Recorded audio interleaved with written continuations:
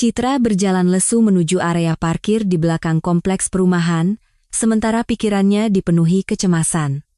Hari ini seharusnya menjadi hari yang cerah dan nyaris istimewa di tengah rutinitasnya yang monoton. Awalnya, hari itu memang dimulai dengan sangat indah. Tapi kenapa juga Citra harus lupa membawa map berisi dokumennya dan kembali di saat yang paling tidak tepat? Walaupun, mungkin lebih baik mengetahui kebenaran yang pahit. Cepat atau lambat, ia pasti akan tahu juga. Lebih tepatnya, ia tak sengaja mendengar potongan percakapan ibu mertuanya yang setuju untuk menjaga cucu-cucunya hari ini. Namun, beberapa kalimat itu sudah lebih dari cukup untuk membentuk gambaran utuh di kepalanya. Seketika, hidupnya terasa jungkir balik, tak lagi terasa tenang, mapan, dan teratur seperti yang telah ia rencanakan untuk beberapa tahun ke depan. Akhirnya Citra sampai di mobil tuanya. Suaminya, Bima, memberikannya saat Citra baru saja lulus ujian SIM. Ini mobil bekas yang sederhana saja, jadi kalau lecet-lecet tidak apa-apa, ujar Bima sambil tersenyum waktu itu. Nanti kalau sudah mahir menyetir, kita beli yang lebih bagus di showroom. Citra sangat bahagia dengan hadiah itu. Ia sudah lama bermimpi untuk bisa menyetir, dan akhirnya terwujud. SIM yang dinanti-nantikan sudah di tangan, ditambah lagi suaminya memberinya mobil. Kini, kebebasan untuk bepergian ada di genggamannya. Hadiah itu Citra terima hampir 3 tahun yang lalu. Saat itu, putri-putri mereka masih sangat kecil. Nila baru saja lahir, sementara Maya baru akan berulang tahun yang kedua. Citra merasa sangat bahagia. Sekarang ia bisa mengantar anak-anaknya ke klinik dengan mobil, dan mereka bisa pergi ke taman kota favorit mereka setiap hari. Sungguh indah. Saat itu, Bima sebenarnya sudah menjalin hubungan dengan wanita lain, tetapi ia masih menyembunyikannya dengan sangat rapi, menciptakan Citra sebagai kepala keluarga yang dapat diandalkan dan suami yang setia. Usahanya berhasil.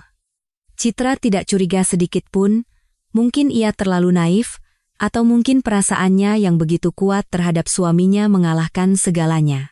Bima tetap menjadi orang yang paling ia cintai dan sayangi, makna hidupnya, harapan, dan sandarannya. Segalanya. Citra tumbuh di keluarga sederhana. Mereka tinggal di sebuah rumah petak di gang sempit di salah satu sudut Jakarta, warisan dari neneknya. Rumah itu tidak pernah direnovasi selama puluhan tahun. Dindingnya kusam, cat di kusen jendela sudah mengelupas, dan perabotannya adalah perabotan lama peninggalan kerabat. Namun, orang tua Citra bukanlah orang yang tak terurus. Ibunya bekerja sebagai guru SD, sementara ayahnya bekerja sebagai satpam, terkadang berjaga di toko, terkadang di kawasan industri. Gaji mereka kecil. Citra sudah memahami hal itu sejak kecil dan tidak pernah menuntut apa-apa. Sebaliknya, ia berusaha sebisa mungkin membantu orang tuanya. Ia membersihkan rumah sebelum mereka pulang, terkadang memasak sesuatu yang praktis. Ia belajar dengan giat agar orang tuanya bangga. Ibunya selalu tampak lelah dan terlalu sibuk. Citra ingin sekali berbagi cerita tentang kesehariannya, tetapi ia melihat ibunya selalu tenggelam dalam pikiran dan masalahnya sendiri, entah itu masalah di sekolah, uang yang tidak cukup untuk membayar tagihan, atau hal lainnya.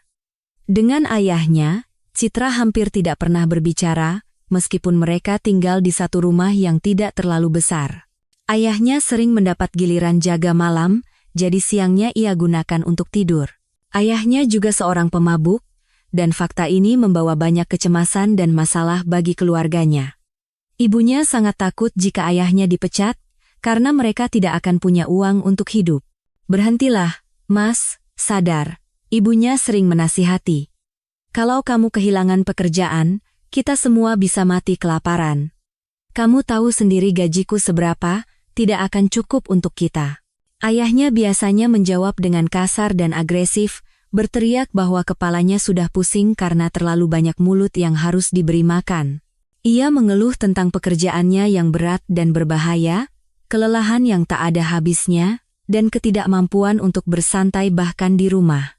Ia menuduh ibunya ingin merenggut satu-satunya kesenangannya, berkumpul dengan teman-teman.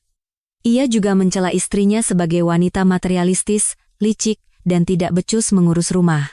Perlahan-lahan, Sang kepala keluarga mulai menyerang penampilan istrinya dan sifatnya yang menurutnya suka mencari gara-gara. Citra sangat berat mendengarkan semua itu. Ia akan mengunci diri di kamar, menutupi kepalanya dengan bantal, dan menyumbat telinganya. Namun, kata-kata tajam dan agresif ayahnya tetap merembes masuk, menusuk hatinya. Betapa ia ingin ayahnya diam saja. Tetapi jika ayahnya sudah mulai, ia tidak akan bisa dihentikan, terutama jika sedang mabuk. Dan hal itu terjadi hampir setiap hari.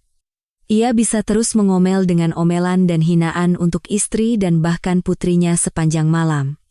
Terkadang, saking terbawa emosi, ia akan berteriak. Di masa kecilnya, Citra tidak mengerti ibunya. Mengapa ia terus memancing ayahnya, padahal ia tahu itu hanya akan berakhir dengan rentetan makian tak berujung yang membuat seisi rumah pusing? Pertunjukan itu melukai jiwa Citra, menguras tenaga secara mental dan fisik, dan menyakiti ibunya jauh lebih parah. Hinaan yang ditujukan kepada ibunya tidak adil, tetapi wanita itu hanya bisa bersabar, mencoba menasihati, mencoba menyampaikan sesuatu kepadanya. Untuk apa? Di usianya yang masih muda, Citra sudah sangat paham bahwa itu sia-sia. Beban yang sangat berat ada di pundaknya, menarik seluruh keluarga sendirian. Ibu setidaknya bisa sedikit menahannya, kata ibunya suatu kali. Ya, dia menghina kita, memaki kita, tapi kan tidak memukul. Di keluarga lain ada yang lebih parah, dan ayahmu masih membawa pulang gaji yang jauh lebih besar dariku. Kita akan hancur tanpanya. Jadi, ibu sabar, dan kamu juga harus sabar. Setidaknya kita hidup dalam keluarga yang utuh, tidak kelaparan. Setelah mendengar alasan itu, Citra malah merasa bersalah.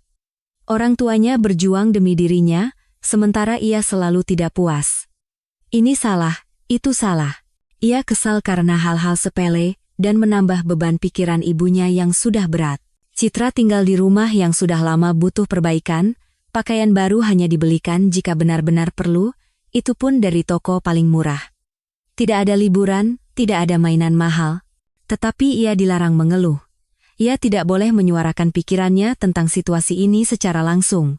Citra merasa tidak bahagia di keluarganya sendiri, tetapi ia baru benar-benar menyadarinya setelah bertemu Bima, calon suaminya. Dialah yang menunjukkan kehidupan lain padanya, kehidupan yang cerah, penuh, dan nyata. Dalam kehidupan itu, ia boleh menginginkan sesuatu, mengeluh tentang sesuatu. Pada akhirnya, Citra tumbuh menjadi gadis yang sangat cantik. Ia sadar akan hal itu, membandingkan dirinya dengan artis di layar kaca. Ia tinggi dan langsing seperti model, dengan mata besar seperti aktris sinetron. Senyumnya lebar dengan gigi putih bersih, rambutnya panjang hitam legam dan berkilau. Citra bahkan tidak membutuhkan riasan. Alam telah murah hati memberinya warna-warna alami. Alisnya yang melengkung, bibir merah muda yang terbentuk sempurna, kulit langsat yang mulus. Gen-gennya berpadu dengan baik, seolah Citra hanya mengambil yang terbaik dari kerabatnya. Tentu saja, para pemuda mulai meliriknya. Untungnya, Citra baru benar-benar mekar setelah lulus SMA, menjelang akhir kuliahnya. Di SMA, ia hanyalah remaja kurus canggung dengan wajah berjerawat, dan ia sangat tidak percaya diri karenanya. Citra memang tumbuh menjadi pribadi yang kurang percaya diri, yang tidak mengherankan mengingat situasinya. Ditambah lagi jerawat, siku dan lutut yang runcing. Teman-teman sekelasnya sudah mulai berpacaran, sementara Citra mencurahkan seluruh waktunya untuk belajar. Siapa yang mau melirik gadis sepertinya? Daripada berkencan dengan laki-laki, Citra banyak belajar, ia menyukainya. Lagi pula, apalagi yang bisa ia lakukan? Berkat kerja kerasnya di SMA, Citra dengan mudah diterima di Fakultas Ekonomi sebuah universitas negeri ternama melalui jalur undangan. Ibunya sangat bangga padanya, dan menceritakan kesuksesan putrinya kepada siapa saja yang mau mendengarkan. Bahkan ayahnya tampaknya ikut senang, meskipun ia hanya mengingatkan, cepat mulai cari kerja. Kamu itu sudah besar. Dulu di usiamu, Bapak sudah banting tulang. Citra tidak begitu mengerti bagaimana ia bisa menyeimbangkan pekerjaan dengan kuliah reguler, tetapi ia sadar betul bahwa orang tuanya membutuhkan dukungan finansial. Dan ayahnya benar, orang dewasa harus mencari nafkah sendiri. Hidup itu tidak mudah, pelajaran yang sudah ia serap sejak kecil. Semuanya berjalan lancar bagi Citra. Ia mendapatkan pekerjaan paruh waktu di perpustakaan kampus setelah jam kuliah. Pekerjaan itu adalah keberuntungan besar. Ia bisa membantu pengunjung sekaligus mempersiapkan pelajarannya di waktu yang sama. Dan sekitar semester akhir kuliahnya, Citra akhirnya mekar sepenuhnya. Mahasiswa lain, bahkan dosen-dosen muda, mulai terpikat padanya. Orang-orang terang-terangan mengaguminya. Hal ini membuatnya senang, meningkatkan kepercayaan dirinya, dan membuat dunia di sekitarnya tampak lebih cerah dan menarik. Untuk pertama kalinya dalam hidupnya, Citra merasa cantik. Perasaan akan daya tariknya sendiri sedikit memabukkan. Di tengah perasaan itu, masalah di rumah pun seolah memudar, meskipun sebenarnya semakin parah. Ayahnya tidak pernah lama bekerja di satu tempat. Ia jarang sekali bekerja, hanya sesekali mendapatkan pekerjaan serabutan untuk sementara waktu. Uang di keluarga sangat menipis. Ibunya tampak kuyu, pucat, dengan lingkaran hitam di bawah matanya. Seharusnya ia ke dokter, tetapi tidak ada waktu. Ia harus bekerja 2 shift untuk menyambung hidup, sambil mengawasi suaminya yang selalu mabuk. Dalam keadaan mabuk, seseorang bisa melakukan banyak hal nekat. Ayahnya sudah sering lupa mematikan puntung rokok yang masih menyala di sofa, membiarkan kompor gas menyala, tidak mengunci pintu depan, atau bahkan tertidur di teras rumah dalam keadaan mabuk berat. Banyak sekali kejadiannya. Citra tidak suka pulang ke rumah. Di sana selalu ada suasana yang menekan dan menyesakan. Ibunya yang malang dan tertekan terus-menerus mengatakan bahwa banyak orang hidup seperti ini. Tetapi Citra, yang kini lebih dewasa dan bijaksana, melihat bahwa tidak semua orang hidup seperti itu. Tentu, ada situasi yang lebih sulit, tetapi mengapa harus membandingkan dengan keluarga seperti itu? Mengapa tidak mencoba untuk hidup lebih baik, keluar dari kemiskinan dan keputusasaan ini? Bu, kenapa ibu tidak menceraikannya saja? Citra pernah bertanya pada ibunya. Aku sudah bekerja, bahkan gajiku lebih besar dari gaji ayah sekarang. Ayah tidak bekerja, hanya minum-minum dan menghina kita. Untuk apa dia lagi bagimu? Ceraikan saja, dia tidak akan membiarkanmu hidup tenang. Bagaimana kamu bisa bicara seperti itu? Ibunya menatapnya dengan mata terbelalak karena kaget. Jangan lupa, ayahmu yang membesarkanmu, menyekolahkanmu, bisa dibilang membuatmu mandiri. Dan sekarang kamu mau membuangnya begitu saja seperti barang bekas? Dia akan mati tanpa kita, benar-benar tenggelam dalam alkohol. Bagaimana kita bisa hidup dengan tahu bahwa kita telah mengkhianati orang terdekat kita? Citra hanya bisa menghela napas sebagai jawaban. Saat itulah ia sadar semuanya sia-sia. Ia tidak bisa menyadarkan ibunya. Jadi, ia harus mengatur hidupnya sendiri dan pergi, lari dari tempat ini. Jika tidak, tempat ini akan menelannya seperti lumpur hisap, membuatnya menjadi penurut dan sabar seperti ibunya. Citra tidak mau mengulangi nasib ibunya. Saat itu, Citra belum bisa meninggalkan rumah. Ia masih harus kuliah selama setahun penuh, dan gaji sebagai petugas perpustakaan paruh waktu tidak cukup untuk menyewa tempat tinggal sendiri. Tetapi Citra tahu, sebentar lagi ijazah akan ada di tangannya, dan saat itulah kehidupan yang sama sekali baru akan dimulai untuknya. Citra tidak terganggu oleh urusan asmara. Tentu saja ada tawaran, dan itu membuatnya senang. Tetapi ia sudah bertekad untuk menyelesaikan pendidikannya dan mandiri terlebih dahulu. Citra mengerti, untuk hidup sesuai keinginan, ia butuh uang. Dan lebih baik menghasilkan uang itu sendiri agar tidak bergantung seumur hidup pada suami, seperti ibunya. Agar tidak melihat seseorang yang sudah kehilangan kemanusiaannya sebagai satu-satunya sandaran dan pencari nafkah. Citra lulus dari universitas. Rektor sendiri merekomendasikannya sebagai karyawan yang rajin dan berprospek kepada pimpinan sebuah perusahaan minyak dan gas lokal. Dengan begitu, Citra langsung mendapatkan pekerjaan yang bagus, melewati tahap pencarian kerja yang melelahkan. Ia beruntung. Gaji yang ditawarkan kepada Citra sangat baik. Dengan gaji sebesar itu, ia bisa dengan mudah menabung untuk kehidupan mandiri di masa depan. Citra pun menabung, ia membutuhkan modal awal. Uang itu harus cukup untuk menyewa apartemen setidaknya selama setengah tahun dan membeli barang-barang kebutuhan rumah tangga. Citra menghitung dalam benaknya, jumlah yang dibutuhkan akan terkumpul dalam waktu kurang dari setahun. Tujuannya sudah sangat dekat. Kini, ulah ayahnya tidak lagi menyiksanya seperti dulu, karena ia tahu betul bahwa segalanya akan segera berubah. Semuanya berubah bahkan lebih cepat dari yang ia duga. Itu terjadi pada acara akhir tahun perusahaan pertamanya. Citra mempersiapkan diri dengan matang. Jauh sebelum acara, ia pergi ke mall bersama temannya dan memilih gaun yang indah. Gaun itu tampak sederhana, pendek, pas di badan, dengan potongan leher yang sopan, bahkan terkesan formal. Tetapi di tubuh ramping Citra, gaun itu terlihat sangat menakjubkan.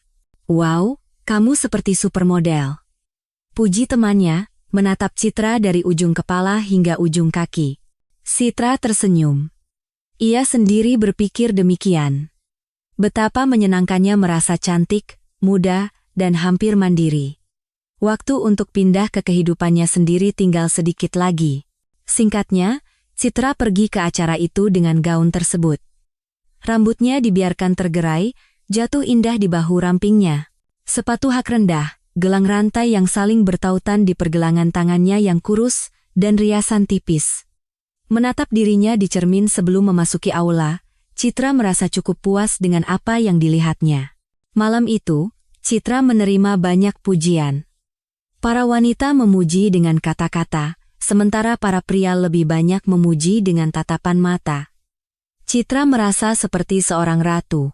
Ia bersenang-senang, banyak menari, menikmati minuman mahal, dan tertawa tulus mendengar lelucon pembawa acara. Citra diajak menari, terutama oleh dua orang, Andi, seorang pria berkulit sawo matang yang di usianya yang muda sudah memimpin departemen penjualan, dan Rian, seorang pria muda yang modis dengan fitur wajah yang sempurna. Keduanya tampak seperti teman, tetapi demi Citra, mereka mengadakan semacam kompetisi tak resmi. Masing-masing dari mereka berjuang untuk memikatnya, untuk mendapatkan perhatiannya. Itu sangat menyenangkan. Pria-pria tampan, sukses, dan muda, keduanya berjuang untuknya, untuk Citra. Setelah menari, Citra pergi ke balkon bersama teman-teman dari departemen sebelah. Para wanita, terbungkus selendang, mengobrol tentang sesuatu yang lucu, sesekali diselingi tawa keras, sambil mengagumi pemandangan kota di malam hari. Suasana liburan terasa kental. Lampu warna-warni yang terang menyala di mana-mana, dan di beberapa tempat, di atas atap gedung-gedung tinggi, kembang api meledak menjadi bercak-bercak warna-warni di langit. Pada saat itulah Bima mendekati mereka. Suasana riang langsung hening. Pria muda itu adalah putra pemilik perusahaan dan wakil direktur. Badannya besar, bahunya lebar, dan tinggi. Ia selalu wangi parfum mahal. Bima, meskipun masih muda, telah membuktikan dirinya sebagai pemimpin yang serius dan berbakat. Ia benar-benar telah melakukan banyak hal untuk perusahaan, burung kelas atas. Biasanya ia dikelilingi oleh kepala departemen dan anggota dewan direksi. Itulah sebabnya para gadis itu terdiam, menatap pemuda itu dengan heran. "Selamat malam," sapa Bima dengan menawan. Sepertinya ia berbicara kepada semua orang, tetapi matanya tertuju pada Citra. Dan di matanya, Citra dengan jelas melihat ketertarikan. Kepalanya bahkan terasa pusing. Mungkinkah pria seperti itu menyukainya? Atau ini hanya fantasinya? Bagaimana pesta malam ini? Luar biasa. Karen, semuanya hebat. Para gadis berebut berbagi kesan mereka. Baguslah. Berarti kami melakukan semuanya dengan benar. Senang sekali para karyawan puas. Ini semua kan untuk kalian. Kemudian Bima tiba-tiba berbicara langsung kepada Citra. "Saya ingin berbicara denganmu. Mari kita menepi sebentar." Nada suaranya tenang, tatapannya menembus jiwa. Jantung Citra berdebar kencang di dadanya seperti burung yang terperangkap. Denyut kecil berdetak di pelipisnya. Telapak tangannya berkeringat. Berbagai emosi menyelimuti Citra. Ia menyadari bahwa ada daya tarik yang tak tertahankan terhadap pria ini. Semoga saja dia tidak menyadarinya. Bima membawa Citra ke sudut terjauh dari balkon panjang itu. Di sana tidak ada siapa-siapa selain mereka. Pria itu menyandarkan sikunya di pagar balkon, memandangi kota malam. Berbeda dengan Citra, ia tidak terbungkus selendang. Seharusnya ia kedinginan berdiri di udara dingin hanya dengan kemeja tipis, tetapi dari penampilannya hal itu tidak terlihat. "Kamu gadis yang sangat cantik," Bima memulai percakapan. "Wow, langsung pujian seperti itu." Gelombang hangat membanjiri hati Citra. Mendengar kata-kata seperti itu memang menyenangkan, apalagi jika diucapkan oleh pria seperti dia. "Terima kasih," bisik Citra. Bima menatapnya sekilas dan tersenyum. "Kamu sangat manis saat malu." Pipi Citra memerah sampai ke akar rambut. Dia sangat peka, memperhatikan segalanya, seolah bisa melihat menembus dirinya. Ini benar-benar membuat malu. Tapi apa bedanya? Selama momen ini, saat mereka berdiri berdua di balkon, berlangsung selama mungkin. Andi dan Rian, mereka berebut mengajakmu menari. Sulit untuk tidak menyadarinya. Kamu sadar, kan? Citra mengangguk. Dan ia juga menyadari bahwa Bima dengan mudah dan santai beralih ke panggilan kamu, dan panggilan itu lebih disukai Citra daripada panggilan resmi Anda. Mereka melihat seorang gadis cantik dan benar-benar kehilangan akal. Bima terkekeh. Keduanya adalah playboy berpengalaman, mereka pasti tahu cara memikat wanita cantik. Dan sekarang kamu, keduanya menyukaimu. Singkatnya, aku ingin memperingatkanmu. Andi dan Rian membuat semacam kompetisi. Mereka bertaruh untukmu, mengerti? Tidak mengerti, kata Citra. Yah, sederhana saja. Siapapun yang berhasil membawamu pulang dari sini, dialah pemenangnya. Kalau tidak ada yang berhasil, yah, mengenal Andi dan Rian, sepertinya kamu tidak akan punya kesempatan jika aku tidak memperingatkanmu. Bima tersenyum. Mereka sepertinya pria serius, tapi sekarang mereka seperti anak-anak, sungguh. Mereka bahkan datang kepadaku dan pamer kesuksesan, masing-masing yakin kemenangan sudah di tangannya. Terima kasih atas peringatannya. Citra menundukkan bulu matanya. Malam itu berhenti terasa magis dan indah. Ternyata ia hanya dijadikan bahan taruhan, seperti barang. Betapa tidak menyenangkannya mengetahui hal seperti itu. Kenapa kamu langsung murung? Bima meletakkan tangannya di bahu Citra. Sentuhan itu menghasilkan efek yang tak terduga. Citra kembali merasa seperti ditarik magnet ke arah pria ini. Ia ingin Bima melangkah lebih jauh, memeluknya, mendekapnya, menciumnya. Menarik, apakah Bima sudah menikah? Sepertinya tidak. Teman-teman wanitanya suka membahas kehidupan pribadi karyawan, termasuk pasangan mereka. Jika Bima tidak lajang, mereka pasti sudah membicarakan istrinya, dan tidak ada cincin di jarinya. Mereka sebenarnya anak-anak baik, hanya saja sedikit mabuk, makanya mereka bertaruh. Mungkin sebaiknya aku pulang, kata Citra, menatap Bima, tangannya masih menutupi bahunya. Mungkin ya, Bima mengangguk. Mereka tidak akan melepaskanmu begitu saja sekarang, aku tahu mereka. Terima kasih sekali lagi atas peringatannya. Aku akan panggil taksi. Kenapa taksi? Aku juga mau pulang. Besok banyak pekerjaan, harus bugar sejak pagi. Jadi aku bisa mengantarmu. Aku menyetir hari ini. Tidak enak. Apanya yang tidak enak? Taksi di jam segini susah didapat, semua orang ada acara kantor. Tarifnya pasti selangit seperti tiket pesawat. Jangan sungkan, aku tidak keberatan. Beberapa waktu kemudian, Bima mengakui pada Citra bahwa ia juga ikut dalam taruhan itu. Taruhan itu sudah dibuat sejak lama, hanya saja Bima, sebagai yang lebih senior, memilih taktik yang berbeda. Dan ia menang. Dialah yang berhasil membujuk Citra untuk pulang dari pesta bersamanya. Selanjutnya, segalanya seharusnya berjalan sederhana dan biasa saja. Tidak akan sulit membujuk Citra untuk bermalam di apartemen Bima. Ia menatapnya dengan mata penuh cinta dan kesetiaan. Bima tidak hanya disukai, ia memiliki kekuasaan tertentu atas gadis itu. Pria itu sangat sadar akan hal itu.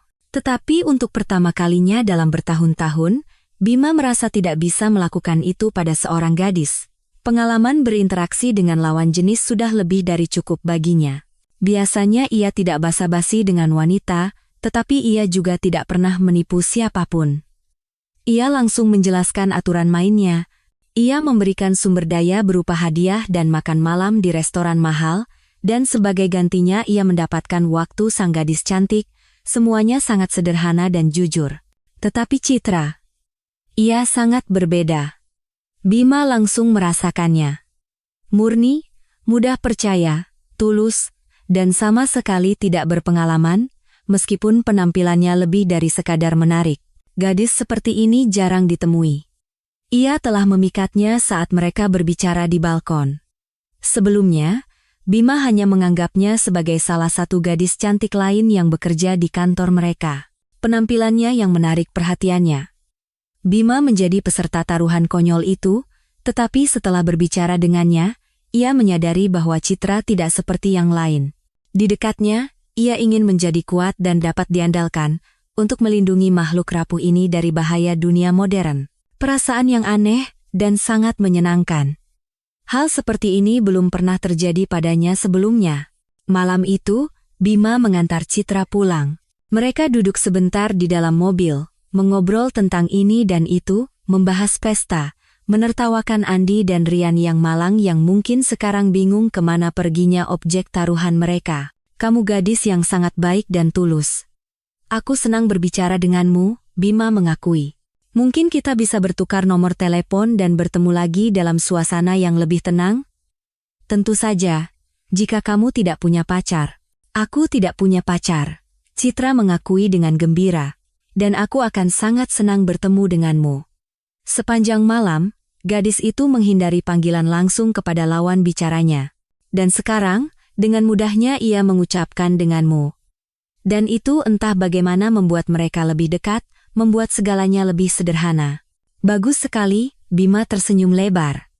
Kalau begitu, sampai besok, aku pasti akan menelepon. Dan Bima menelepon. Meskipun Citra tidak percaya. Ia pikir dongeng itu hanya ada di malam itu. Tapi tidak, Bima menepati janjinya. Ia mengajak Citra ke sebuah villa di puncak. Cuacanya sangat mendukung, tenang, hangat, dan cerah. Ternyata itu adalah tempat yang sangat indah, yang belum pernah Citra kunjungi sebelumnya. Kebun teh yang menghampar, perbukitan yang landai, dan villa-villa kayu yang nyaman tersembunyi di antara pepohonan, disinilah mereka pertama kali berciuman. Citra, terengah-engah karena aktivitas yang tidak biasa, dengan susah payah mendaki bukit di mana Bima sudah lama menunggunya. Ia sepertinya sering melakukan kegiatan seperti ini. Apa yang begitu sulit bagi Citra, baginya terasa seperti permainan. Aku merasa seperti rongsokan, Citra mengakui sambil tersenyum, setelah akhirnya menaklukkan puncak. Harusnya kamu tidak bolos pelajaran olahraga, Bima tiba-tiba dengan lembut menangkup wajah Citra dengan tangannya dan menciumnya. Ciuman yang lembut dan penuh gairah pada saat yang sama, kepala Citra pusing. Ia merasa bahagia dan dicintai. Hal seperti ini belum pernah terjadi padanya. Citra melingkarkan lengannya di leher Bima, menempelkan seluruh tubuhnya padanya. Ia menyukai perasaan kedekatannya. Ia kuat, kokoh, dapat diandalkan. Bersamanya begitu tenang, begitu baik. Maaf, aku tidak bisa menahan diri, kata Bima, sedikit menjauh. Kamu sangat cantik dengan pipi memerah seperti ini. Sejak saat itu, mereka mulai berkencan. Citra tidak bisa mempercayai kebahagiaannya. Ia akhirnya punya pacar, dan pacar yang luar biasa. Ia bahkan tidak pernah berani memimpikan seseorang seperti itu. Tinggi, kuat, sensitif, baik hati, siap melakukan segalanya untuknya, dan juga sangat sukses. Berbeda dengan sebagian besar teman-temannya, Citra tidak pernah berilusi bahwa ia akan bisa menikah dengan pria kaya dan dengan demikian keluar dari kemiskinan. Ia yakin bahwa pria dari keluarga kaya akan memilih pasangan yang selevel dengan mereka. Tapi betapa mengejutkannya, dialah satu-satunya di antara teman-temannya yang mendapatkan pacar seperti itu. Dan ia bahkan tidak berusaha sama sekali untuk itu. Mungkinkah Citra yang mengambil langkah pertama mendekati Bima? Tentu saja tidak. Ia tidak akan pernah berani. Betapa beruntungnya Bima mendekatinya di acara kantor saat itu. Di tempat kerja, mereka tidak terlalu memamerkan hubungan mereka. Gosip yang tidak perlu tidak dibutuhkan oleh keduanya. Tetapi terkadang, ketika tidak ada orang di sekitar, Bima akan memeluk dan mencium Citra. Itu tidak hanya menyenangkan, tetapi juga mendebarkan, karena tidak ada yang boleh melihat mereka. Di waktu luang, Bima dan Citra banyak berjalan-jalan. Di musim kemarau, mereka pergi ke pantai-pantai di luar kota atau berjalan-jalan di hutan. Bima menyukai rekreasi aktif dan menularkan hobinya pada Citra. Ia bahkan berhasil mengajarinya bermain seluncur es, meskipun awalnya Citra menganggap ide itu tidak akan berhasil. Tentu saja ada acara nonton di bioskop, makan malam di restoran, atau konser, tetapi Citra paling suka hanya berjalan-jalan dengan kekasihnya di taman atau hutan dan berbicara tentang segala hal. Bima adalah lawan bicara yang begitu cerdas dan sensitif. Seolah-olah ia mengerti Citra hanya dengan setengah kata, dan terkadang bahkan tanpa kata-kata sama sekali. Tentu saja, tak lama kemudian mereka saling mengetahui segalanya tentang satu sama lain. Mereka begitu banyak berbicara. Citra mengakui bahwa ia tidak terlalu bahagia di keluarganya, dengan jujur menceritakan tentang orang tuanya, ayahnya yang pemabuk, ibunya yang tertekan. Ia juga berbagi rencananya untuk pindah rumah. Rencana pindah itu sebenarnya sudah di depan mata. Jumlah tabungannya perlahan tapi pasti bertambah. Sebentar lagi, ia sudah bisa pindah dari rumah orang tuanya. Citra sebenarnya bisa melakukannya lebih awal, tetapi ada pengeluaran tak terduga. Ibunya membutuhkan obat jantung yang mahal. Citra sangat kasihan pada ibunya. Ia mengerti bahwa masalah jantung ibunya disebabkan oleh kehidupan yang berat. Ayahnya telah menguras seluruh kesabarannya.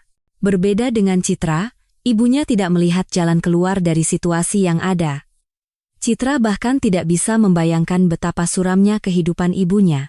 Dengan ringan hati, ia memberikan semua tabungannya untuk obat ibunya. Ia sangat mencintai dan mengasihani ibunya. Soal pindah, bisa ditunda. Toh, itu pasti akan terjadi. Sekarang, setelah Citra memiliki Bima, menjadi jauh lebih mudah baginya untuk menahan ocehan ayahnya yang mabuk dan suasana suram di rumahnya. Bima seolah-olah telah mewarnai hidup Citra dengan warna-warna cerah, mengisinya dengan cahaya dan kehangatan. Tiba-tiba, ternyata normal untuk tidak puas dengan kehidupan seperti itu dan ingin melarikan diri darinya. Mendengarkan cerita Citra, Bima dengan tulus marah. Itu berarti gadis itu benar bahwa hidup seperti itu tidak bisa diterima, dan normal untuk merasa tidak puas dan bahkan tersinggung pada ayahnya, menuntut perilaku yang berbeda darinya. Citra tidak menjadi orang jahat karena menganggap orang tuanya tidak bertanggung jawab dan egois, meskipun ia telah membesarkannya. Memangnya kenapa kalau dia menghina dan memaki? Ibunya sering menasihati Citra. Mulutnya saja yang bicara, tidak menakutkan. Dia kan tidak memukul. Di keluarga lain, ada yang lebih parah. Jadi, kamu tidak boleh mengeluh. Bima, seperti Citra, berpendapat bahwa tidak mengangkat tangan pada anggota keluarga saja tidak cukup, dan bahwa penghinaan moral dapat sangat melukai dan menimbulkan trauma. Kamu hidup dalam kondisi yang mengerikan, kata Bima setelah mendengarkan cerita lain tentang kehidupan Citra sambil memeluknya erat. Citra merasa bahwa dari pengakuan ini saja hanya dari pengakuan akan adanya masalah beban hitam yang berat seolah terangkat dari jiwanya. Ternyata, Citra tidak sadar bahwa ia telah hidup dengan beban itu. Tanpanya, ternyata jauh lebih ringan dan menyenangkan. Masa kecil Bima ceria, cerah, dan sangat bahagia. Di keluarganya, cinta dan saling pengertian berkuasa. Ayahnya bekerja keras, mengembangkan perusahaan, dan sepenuhnya menafkahi keluarga. Ibunya mengurus putra satu-satunya, yaitu Bima. Bima dan orang tuanya banyak bepergian. Mereka telah mengunjungi berbagai tempat, Eropa, Amerika, bahkan Afrika. Keluarga itu berlibur di resor-resor terkenal, dan mengunjungi sudut-sudut eksotis planet ini, yang keberadaannya bahkan tidak Citra ketahui. Citra suka sekali mendengarkan cerita-cerita ini. Bima adalah seorang pencerita yang luar biasa. Ia dengan penuh warna menggambarkan alam negeri-negeri jauh, orang-orang, jalan-jalan kota. Citra dengan jelas membayangkan pemandangan asing, bangunan-bangunan yang tidak biasa, ombak samudra yang bergulung ke pantai berpasir. Awalnya, Citra yakin bahwa hubungan mereka akan berlangsung singkat. Bima akan cepat bosan dengan gadis desa yang tidak tahu apa-apa tentang kehidupan atau dunia. Siapalah dia? Seekor tikus kelabu yang pemalu. Ya, penampilannya memang menarik, tetapi ada banyak wanita cantik di sekitarnya yang lebih bebas, percaya diri, cerdas, dan memesona. Bima hanya perlu memberi isyarat, dan salah satu dari mereka akan langsung mengejarnya. Untuk apa ia membutuhkan Citra? Tetapi semakin lama mereka berkencan, semakin Citra jatuh cinta padanya. Ia sering memberinya pujian, dan juga membuat rencana untuk masa depan bersama, bermimpi untuk menunjukkan dunia kepada kekasihnya. Tapi apa artinya kata-kata? Siapapun bisa mengatakan apa saja. Yang terpenting adalah tatapannya, itu tidak bisa dipalsukan. Bima menatap Citra dengan mata yang membuat hatinya berdebar karena kelembutan dan kegembiraan. Di matanya ada begitu banyak cinta, begitu banyak kekaguman. Citra tidak bisa percaya bahwa ini terjadi padanya. Dulu ia hanya membaca tentang perasaan seperti itu di buku-buku. Dan sejujurnya, ia pikir semua itu tidak lebih dari fiksi penulis. Ia tidak percaya pada cinta seperti itu. Tapi sekarang, gadis itu menikmati hadiah tak terduga dari takdir dengan kesadaran penuh. Citra mengerti bahwa ia benar-benar beruntung. Ia sangat beruntung bertemu dengan pria seperti Bima. Tentu saja, hubungan ini tidak bisa disembunyikan lama-lama. Dan mereka juga tidak berusaha untuk itu, hanya saja pada awalnya tidak mempublikasikannya. Rekan kerja mulai memperhatikan sesuatu, muncullah pertanyaan-pertanyaan. Tentu saja, pertanyaan itu sebagian besar ditujukan kepada Citra. Bagaimanapun, Bima adalah atasan besar di perusahaan, tidak ada yang berani mengganggunya dengan pertanyaan. Awalnya, Citra menghindari jawaban. Ia tidak tahu bagaimana harus berbicara dengan orang-orang yang penasaran dan menunggu detail. Apa yang harus aku katakan pada mereka? Tanyanya suatu kali pada Bima. Citra mengira Bima akan memintanya untuk menghindari topik ini. Katakan saja yang sebenarnya, Bima mengangkat bahu. Untuk apa semua rahasia ini? Orang-orang yang bekerja dekat denganku sudah lama tahu, kita punya hubungan serius, kita berdua lajang dan dewasa. Kenapa kita harus bersembunyi? Dan ayahmu, bagaimana reaksinya? Apa dia tahu? Citra mengajukan pertanyaan yang sangat mengganggunya. Ia yakin orang tua Bima tidak akan menyetujui hubungannya dengan gadis dari keluarga miskin, apalagi putri seorang pemabuk. Orang-orang seperti itu, mereka tidak mengizinkan orang yang statusnya lebih rendah masuk ke dalam lingkaran mereka. Setidaknya begitulah menurut Citra. Maksudmu bagaimana reaksi ayahku? Bima mengangkat alisnya dengan heran. Memangnya aku masih 15 tahun? Aku orang dewasa, sudah mapan, sudah lama mencari nafkah sendiri, tinggal terpisah dari orang tua. Aku sangat mencintai mereka, tentu saja, tetapi mereka tidak ikut campur dalam hidupku. Keputusanku, semua yang menyangkut diriku, aku putuskan sendiri, dan itu sudah sejak lama. Citra mengangguk. Ia mengerti posisi Bima. Namun, ia tetap merasa bahwa orang tuanya tidak akan menyetujui pilihan putranya. Ngomong-ngomong, ayahku sudah lama tahu kita berkencan. Bima memeluk Citra. Dia baru saja bilang padaku bahwa kamu gadis yang luar biasa, sederhana dan cantik. Jarang ada yang seperti itu sekarang. Aku sangat setuju dengannya. Citra, seperti biasa dalam pelukan kekasihnya, merasa terlindungi dan bahagia. Ia berharap Bima tidak akan pernah melepaskannya. Ia bisa duduk seperti ini seumur hidup bersamanya, merasakan kehangatan tubuhnya, mendengar detak jantung orang yang ia cintai, dan merasakan kelembutan serta perhatiannya. Citra sangat merindukan perasaan-perasaan ini sepanjang hidupnya. Bima sering berkata pada Citra bahwa tidak ada orang lain seperti dia, dan ia tahu itu pasti. Citra mengerti bahwa Bima memiliki banyak pengalaman. Tentu saja, sejak SMA gadis-gadis sudah mengejarnya. Bima pandai bergaul dengan lawan jenis. Ia disukai oleh wanita dari segala usia. Citra berkali-kali melihat bagaimana wanita-wanita yang sudah berumur pun mencoba menggodanya.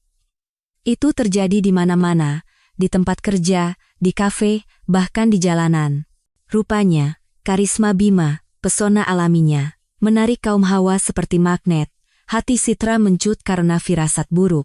Ia berusaha keras untuk tidak menunjukkan perasaannya. Siapa tahu, mungkin Bima tidak akan suka. Ia bukan miliknya. Tetapi Bima dengan ahli menolak mereka, dan dengan cara yang tidak membuat mereka merasa tersinggung. Bagaimana ia bisa melakukannya, Citra tidak mengerti. Beberapa kata, tatapan khusus, dan masalah pun terselesaikan. Dulu, menurut pengakuannya sendiri, Bima adalah Don Juan lokal. Sulit untuk menolak ketika begitu banyak wanita cantik di sekitarmu yang datang sendiri seperti lalat ke madu. Ia terkekeh saat bercerita tentang masa lalunya. Aku suka hubungan singkat. Aku suka kenalan baru, emosi yang meledak-ledak, sensasi baru. Aku sangat suka menetapkan tujuan yang sulit, menaklukkan wanita-wanita paling sulit didekati. Semakin sulit, semakin baik, semakin menarik. Awalnya aku menganggap mereka sebagai makhluk dari planet lain. Ternyata tidak ada yang sulit di sana, hanya alam, sama seperti kita, para pria. Citra tidak bisa membanggakan masa lalu yang kaya seperti itu. Ia bahkan belum pernah punya pacar sebelum Bima. Ia pikir Bima mungkin akan menganggap ini sebagai kekurangan, berpikir ada sesuatu yang salah dengan Citra karena ia tidak pernah berkencan dengan siapapun. Tetapi Bima justru senang dengan pengakuan gadis itu. Kamu istimewa, kata Bima, menatap mata Citra dengan serius. Aku sudah melihat banyak gadis, bergaul dengan banyak orang. Kamu benar-benar berbeda. Lembut, sensitif, rapuh. Aku ingin melindungi dan menjagamu. Di sampingmu, aku merasa kuat. Aku siap melakukan segalanya untukmu. Hal seperti ini belum pernah terjadi padaku sebelumnya. Hati Citra berdebar gembira mendengar pengakuan ini. Bima berbicara dengan tulus dan mendalam. Bima berkali-kali menawarkan Citra untuk pindah ke apartemennya. Ia punya apartemen sendiri di pusat kota. Dari sana sangat nyaman untuk pergi ke tempat kerja. Gadis itu menolak. Ia ingin selalu berada di dekat kekasihnya, tetapi ia masih takut dengan reaksi kerabat Bima. Dan juga orang tuanya sendiri, sejujurnya. Ibu dan ayahnya tahu bahwa putri mereka punya pacar, dan mereka mengerti bahwa itu adalah pria dari keluarga kaya. Berbagai macam hal telah didengar gadis itu dari orang tuanya. Ayahnya sekarang memanggilnya pelakor orang kaya dan wanita murahan. Ibunya tak henti-hentinya memperingatkan tentang kehamilan yang tidak diinginkan. Menurutnya, Bima, setelah mengetahui hal itu, akan langsung kabur dan Citra harus menanggung semua masalahnya sendiri. Citra sangat ingin pergi dari semua itu. Dan bahkan ada jalan keluar. Tapi, bagaimana jika orang tuanya benar? Dan ayah Bima mungkin akan menentang situasi seperti ini. Ya, Bima meyakinkan bahwa ia yang memutuskan segalanya dalam hidupnya, tetapi mungkin itu hanya perasaannya saja. Bagaimanapun, ayahnya adalah orang besar. Satu hal adalah tahu bahwa putranya punya hubungan dengan gadis yang tidak pantas, dan hal lain adalah ketika pasangan itu mulai tinggal bersama. Itu sudah merupakan babak hubungan yang sama sekali berbeda. Orang tua Bima bisa saja menentangnya. Kemudian, pada suatu pagi di bulan Mei yang cerah, Bima mengundang Citra ke ruang kerjanya. Ia terkadang melakukan itu ketika tiba-tiba menyadari bahwa ia merindukan kekasihnya. Gadis itu mengantisipasi percakapan yang menyenangkan dan tentu saja ciuman, naik ke ruangan Bima dan masuk tanpa mengetuk. Kita perlu bicara serius, kata Bima. Citra berhenti di tengah jalan dan duduk di kursi di seberang mejanya, tempat yang diperuntukkan bagi pengunjung.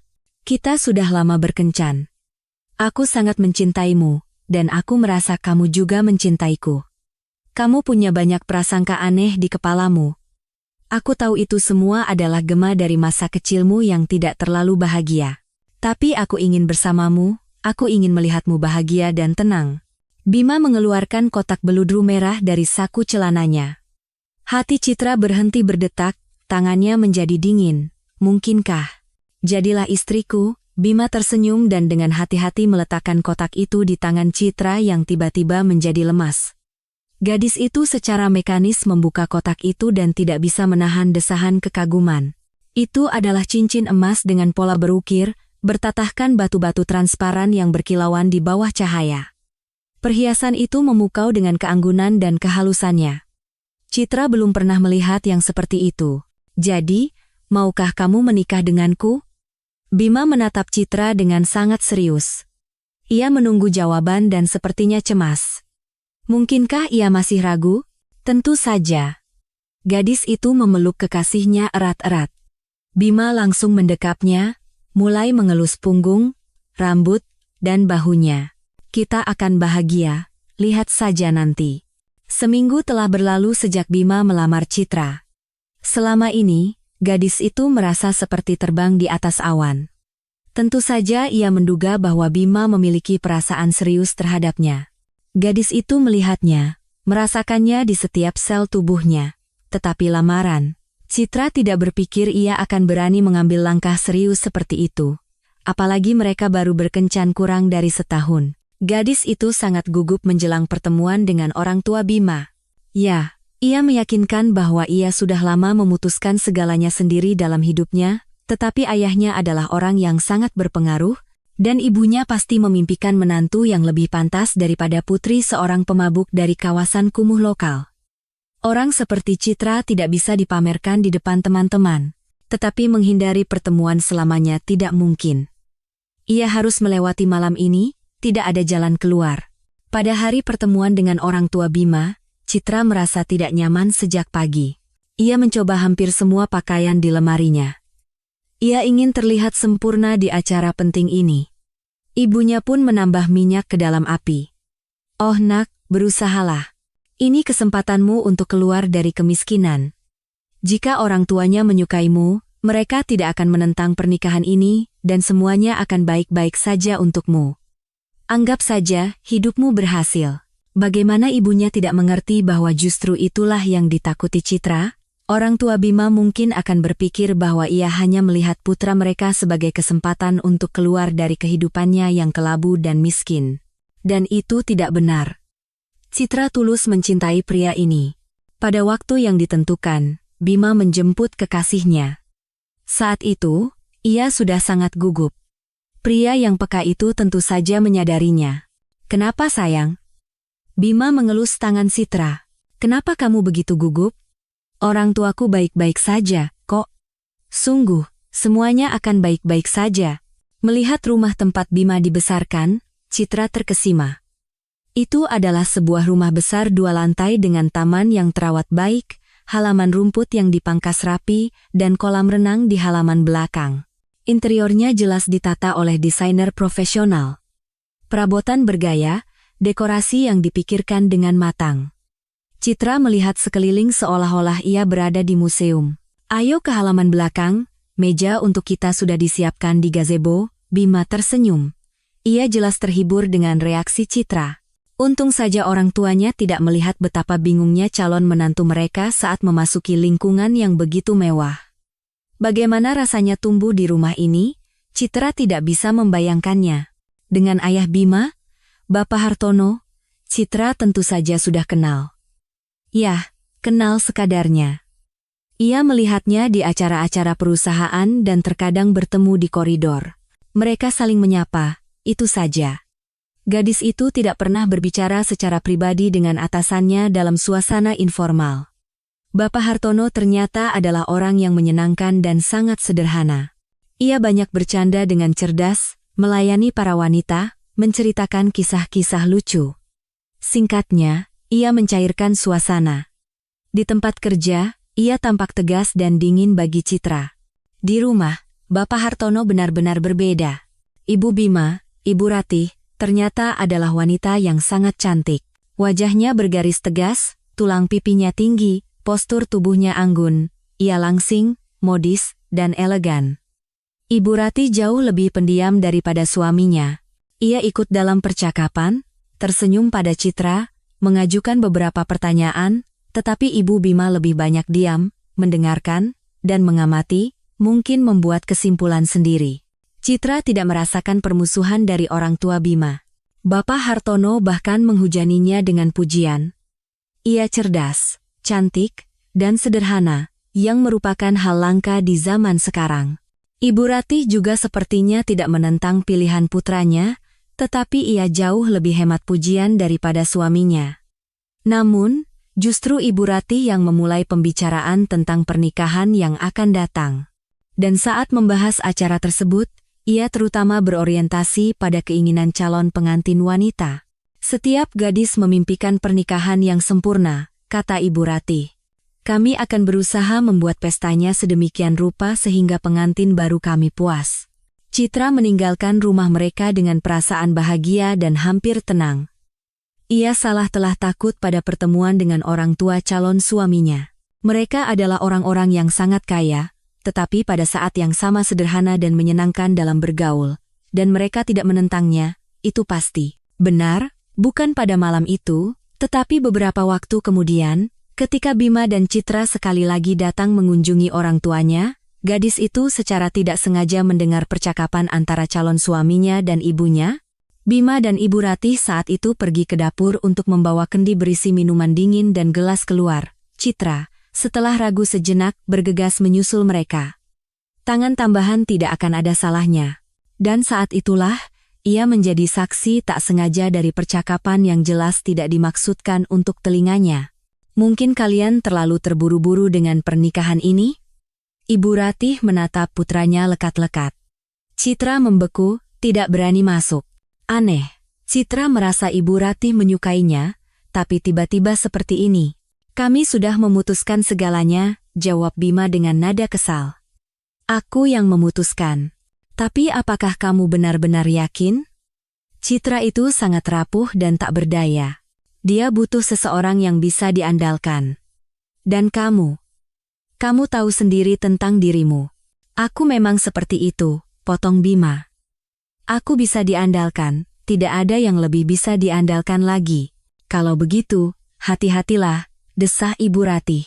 Citra kemudian berkali-kali memutar ulang percakapan itu di benaknya. Ibu mertuanya menentang pernikahan mereka. Tentu saja, ia tidak menekan putranya, tetapi ia memperingatkan Bima. Kalimatnya, mungkin kalian terlalu terburu-buru. Ibu Bima tidak menginginkan pernikahan ini.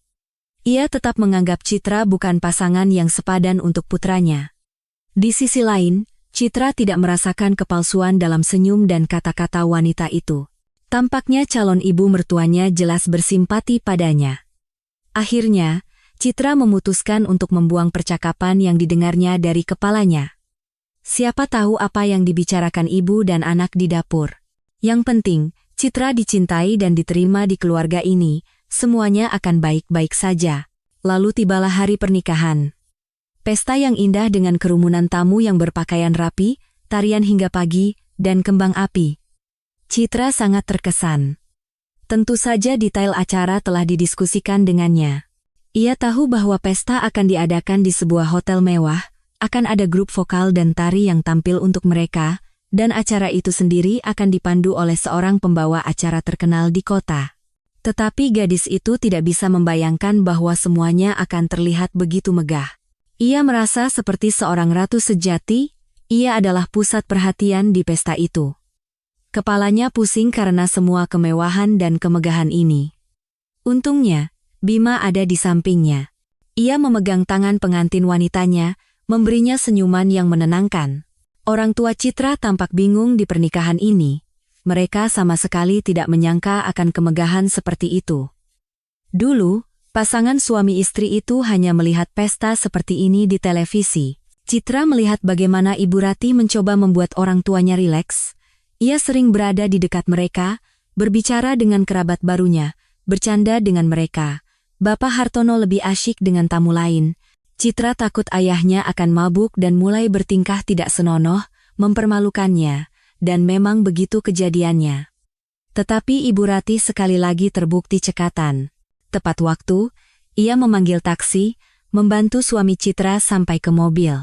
Ibunya pergi bersamanya, seseorang harus mengantar ayah pengantin wanita yang mabuk itu ke rumah.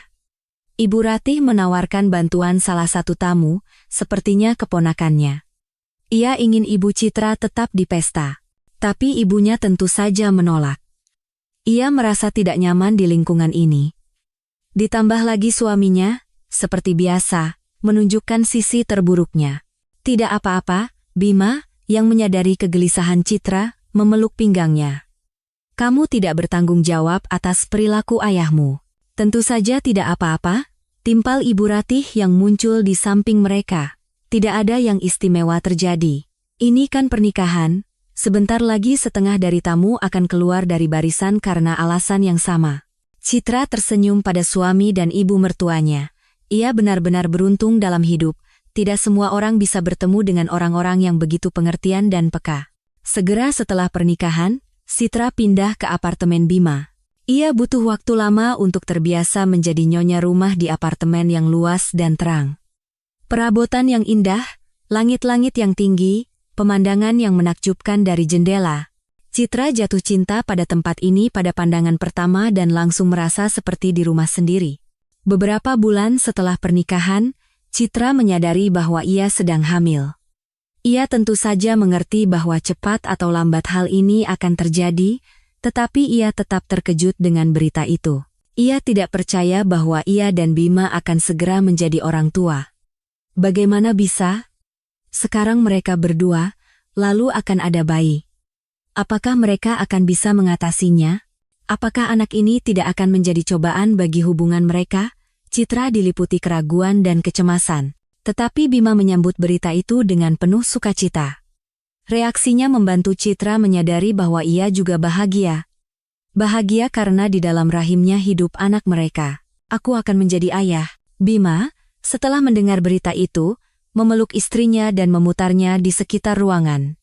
Ini luar biasa. Dia akan menjadi anak yang paling hebat di dunia, anak yang bahagia dan dicintai. Mertuanya juga senang mendengar bahwa mereka akan segera menjadi kakek dan nenek.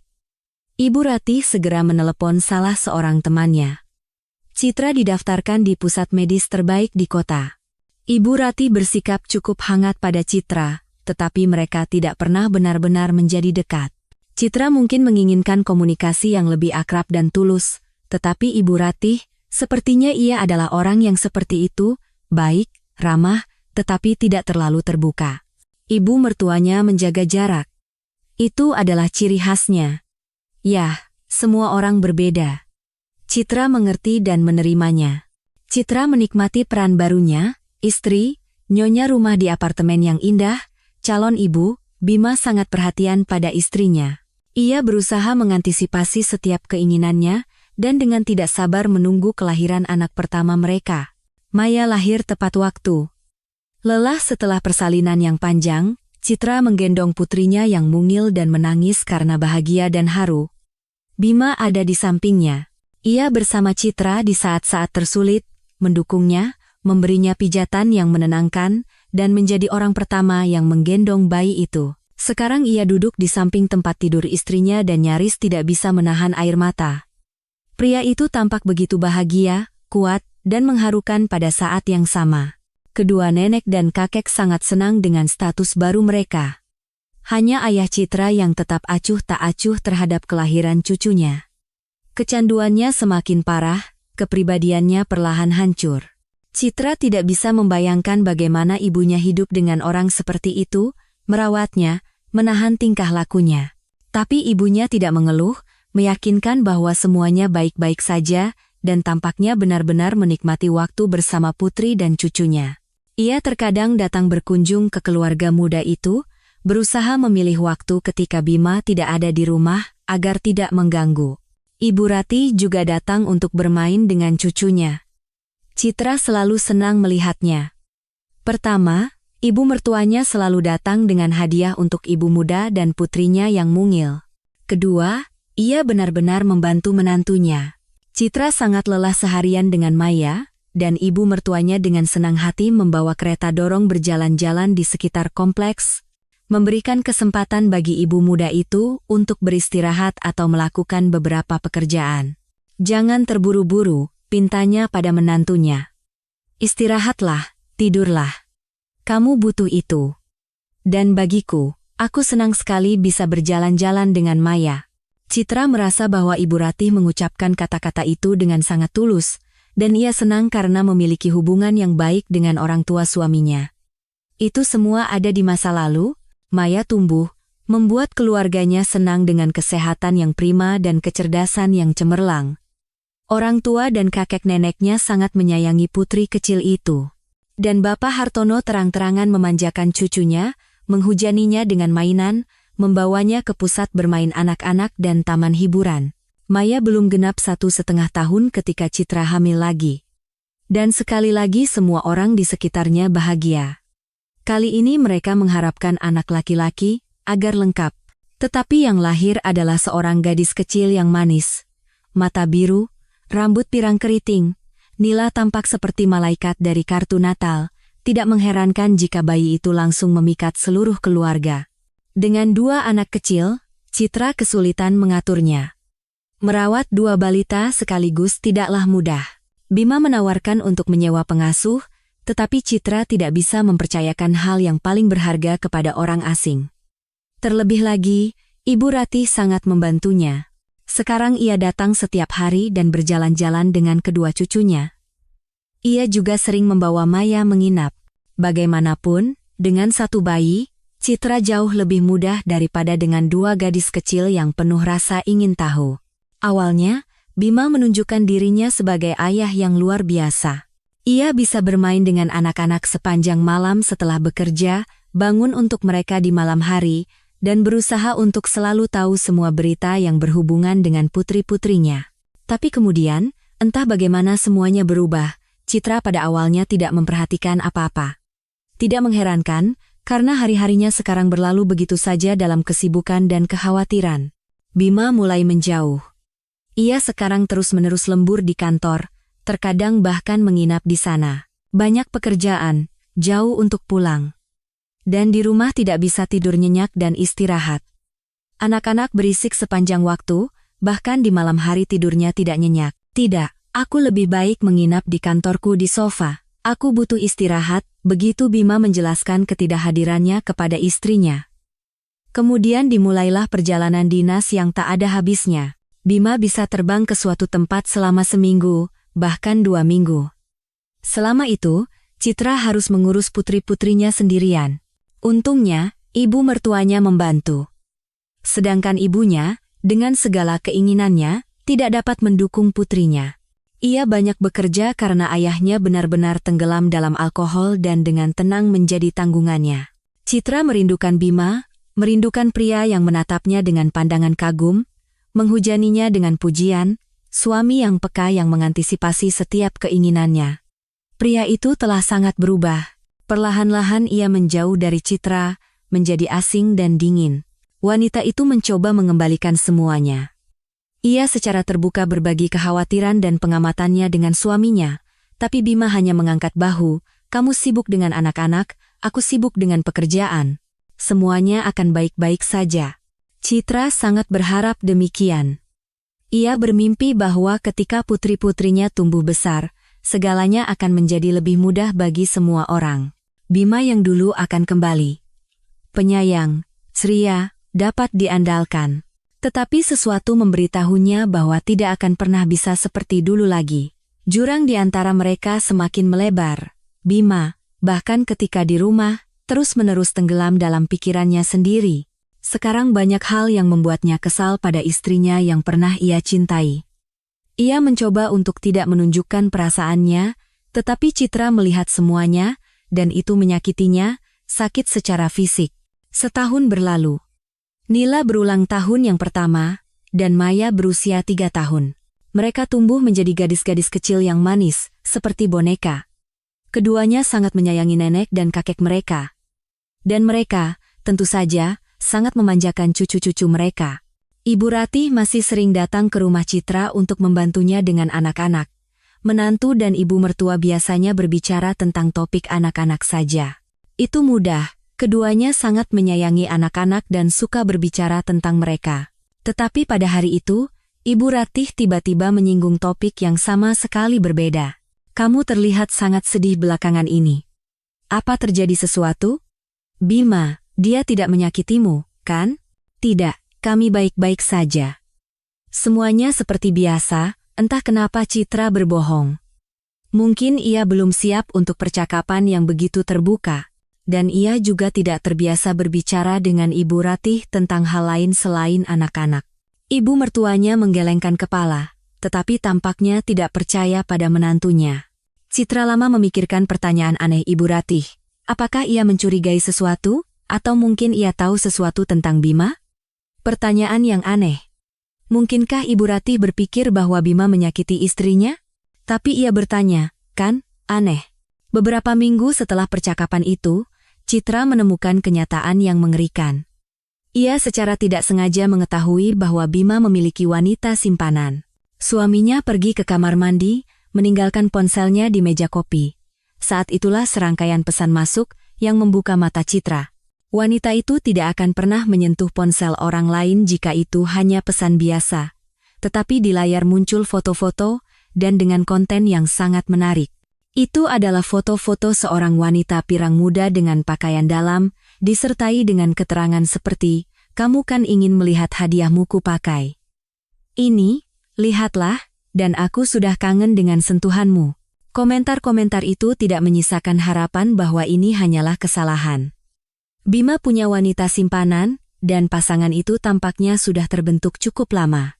Mengabaikan norma moral, Citra mulai menggulir percakapan suaminya dengan Dewi ini dan menemukan banyak hal menarik. Ternyata gadis ini bekerja di cabang perusahaan ayah Bima dan berkenalan dengan Bima di sebuah acara perusahaan. Pria sukses yang sudah menikah itu tidak bisa menahan kecantikan rekan kerja mudanya, dan begitulah hubungan mereka dimulai. Citra mengerti banyak hal. Menginap di kantor sebenarnya bukan menginap di kantor, dan perjalanan dinas yang semakin sering adalah cara suaminya menutupi perselingkuhannya. Citra dengan cepat meletakkan ponsel itu kembali ke tempatnya semula dan pergi ke kamar anak-anak. Ia tidak ingin bertemu dengan suaminya. Bagaimana harus bersikap? Apa yang harus dikatakan padanya? Citra tidak tahu. Ia takut mengakui bahwa ia tahu tentang hubungan suaminya dan menuntut penjelasan. Ia juga takut, karena Bima sudah lama bukan orang yang sama seperti dulu. Dulu ia memuja istrinya, siap menggendong Citra dan memenuhi setiap keinginannya. Tetapi periode itu sudah lama berlalu. Bima secara tak terlihat berubah dari suami yang perhatian, peka, dan penuh kasih, menjadi orang asing yang dingin. Ketidakpedulian, kejengkelan, bahkan rasa tidak suka, itulah yang ia rasakan terhadap istrinya sekarang. Bima menjadi seperti itu, dan Citra bahkan tidak bisa membayangkan bagaimana suaminya akan bereaksi jika ia tiba-tiba mulai mengajukan tuntutan. Mungkin ia malah akan menyalahkannya karena rasa ingin tahu yang tidak pada tempatnya, dan juga karena mengambil ponselnya tanpa izin. Bahkan jika ia dengan tenang mengakui bahwa ia punya wanita lain dan Citra tidak lagi dibutuhkan, dan mengajukan cerai, kemana ia harus pergi dengan anak-anak? Kembali ke orang tuanya, ke rumah petak yang sempit, suram, dan membosankan, di mana tidak ada yang berubah selama bertahun-tahun? Bahkan di sana menjadi lebih buruk, mengingat penyakit ayahnya yang semakin parah. Citra merasa tidak berdaya dan sangat rentan. Seolah-olah tanah di bawah kakinya telah runtuh. Selama ini, ia hidup dengan rasa aman. Bima adalah dinding batu, ia menyediakan semua yang dibutuhkan keluarga untuk bahagia. Anak-anaknya tinggal di kamar anak-anak yang indah dan terang, mereka berlibur ke laut, mereka punya gaun-gaun cantik dan mainan mahal. Dan sekarang apa? Apa yang akan terjadi sekarang? Bima keluar dari kamar mandi, duduk di depan komputer, mengklik mouse. Entah bekerja atau bermain. Semuanya seperti biasa. Citra cepat-cepat menyeka air matanya. Untuk saat ini, ia tidak bisa membiarkan dirinya bermewah-mewah seperti mengklarifikasi hubungan. Sakit, tersinggung, berat. Tetapi demi anak-anak, Citra akan diam. Biarkan semuanya berjalan seperti ini, untuk sementara. Ia tidak boleh membiarkan anak-anaknya kembali ke tempat dari mana Citra begitu ingin melarikan diri. Nila putrinya masih sangat kecil, baru saja berulang tahun yang pertama. Beberapa tahun lagi, Citra akan kembali bekerja, mulai menghasilkan uang lagi. Saat itulah ia bisa meninggalkan suaminya dan menyewa apartemen. Untuk saat ini, lebih baik diam. Bima kan tidak seperti ayahnya. Hidup dengan orang seperti itu masih bisa ditolerir, bahkan tidak perlu bersabar. Ia menjadi acuh tak acuh, tidak bertanya apa kabar, tidak memeluk, tidak mencium. Sayang sekali, tentu saja, tapi ia juga tidak mengganggu seperti ayahnya dengan omong kosongnya, tidak menghina, tidak menuntut apa-apa, tidak mencoba menyakiti dan merendahkan. Ia hanya menjalani hidupnya sendiri dan tidak mengganggu siapapun. Pada saat yang sama, ia memenuhi kewajiban utamanya untuk menafkahi keluarga. Citra meyakinkan dirinya sendiri bahwa selama beberapa tahun ia harus berpura-pura menampilkan ketidaktahuan yang bahagia. Ia bahkan berhasil percaya bahwa ini baik, benar, dan normal. Ia akan bertindak demi kepentingan anak-anak. Kehidupan tampak tidak berubah dari luar. Semuanya berjalan seperti biasa. Bima banyak bekerja dan terus sering melakukan perjalanan dinas. Citra mengurus rumah dan anak-anak. Ibu Ratih masih sering membantu menantunya dengan cucu-cucunya. Menarik, apakah ia tahu tentang kehidupan rahasia putranya? Dan suaminya, Bapak Hartono, kan bekerja dengan Bima. Apakah ia tidak memperhatikan apa-apa? Atau mungkin di lingkungan mereka itu normal? Perselingkuhan suami adalah hal yang biasa? Setahun berlalu. Citra sudah mulai mencari pekerjaan. Ia tidak mau kembali ke perusahaan mertuanya karena ia harus bekerja dengan Bima dan wanita simpanannya. Itu akan terlalu berat. Tetapi ternyata, mencari pekerjaan setelah jeda 3 tahun tidaklah mudah. Pengalaman yang dibutuhkan oleh para pemberi kerja, semua orang membutuhkan spesialis yang sudah bekerja setidaknya 3 tahun. Dan Citra, ia akan sibuk dengan anak-anak dan tidak sempat mengumpulkan pengalaman yang sangat dibutuhkan itu. Dari mana datangnya? Wanita itu dengan cepat menyadari bahwa mencari pekerjaan tidak semudah yang ia kira. Dengan gaji rata-rata yang ditawarkan kepada karyawan yang tidak berpengalaman, Citra tidak hanya tidak akan bisa menyewa apartemen untuk dirinya dan putri-putrinya, ia bahkan tidak akan bisa menghidupi dirinya sendiri. Kenyataannya ternyata jauh lebih menyedihkan daripada yang ia kira setahun yang lalu. Bima bahkan sudah tidak berusaha lagi untuk berpura-pura menjadi kepala keluarga, suami, dan ayah yang penuh kasih. Ia kesal pada istri dan bahkan putri-putrinya. Citra sadar, suaminya sudah bosan bermain keluarga. Ya, pada awalnya ia memang memiliki perasaan yang kuat terhadap Citra. Bima tidak berbohong ketika ia menyatakan cintanya, dan untuk apa ia melakukannya. Wanita itu mengerti bahwa ia telah memikat suaminya pada suatu waktu dengan ketidaksamaannya dengan yang lain. Ia sendiri pernah mengatakannya. Sebelum Citra, Bima bergaul dengan wanita-wanita cantik yang manja. Dan di sini ia tiba-tiba bertemu dengan seorang gadis yang begitu mudah dibuat terkesan, terkejut, dan bahagia. Tulus, tidak banyak menuntut, sederhana. Mungkin semua kualitas ini membuat Citra menonjol di antara kenalan-kenalan cantik Bima. Itulah yang membuat pria itu terpikat. Dan sekarang Bima bosan dengan semua itu. Keluarga bukan hanya gambaran yang indah dan kebahagiaan tanpa akhir, tetapi juga kerja keras. Citra tentu saja juga berubah. Tidak. Ia masih seorang wanita yang sangat cantik dan muda. Bahkan di jalan, pria-pria meliriknya. Citra melihat dan mengerti itu, tetapi tidak ada lagi keceriaan dan kepolosan yang dulu. Dan sekarang, bagi ibu muda itu, yang utama adalah anak-anaknya. Dan ini adalah fenomena yang sepenuhnya normal ketika anak-anak kecil tumbuh dalam keluarga. Hanya saja Bima tidak mau menerima itu. Dewi, si cantik Dewi itu, terus-menerus menghujani Bima dengan pesan-pesan pujian, dan ia menyukainya. Ia menginginkan kekaguman, pemujaan. Mungkin putra satu-satunya dari orang tua kaya ini cukup sombong. Dulu Citra tidak menyadarinya, karena ia perhatian dan sopan, peka dan penuh kasih, rupanya ia dengan cermat memainkan peran itu, agar terlihat sempurna di matanya sendiri, dan untuk melihat kekaguman yang tak kunjung padam di mata Citra, tentu saja. Citra secara berkala mengintip ponsel suaminya.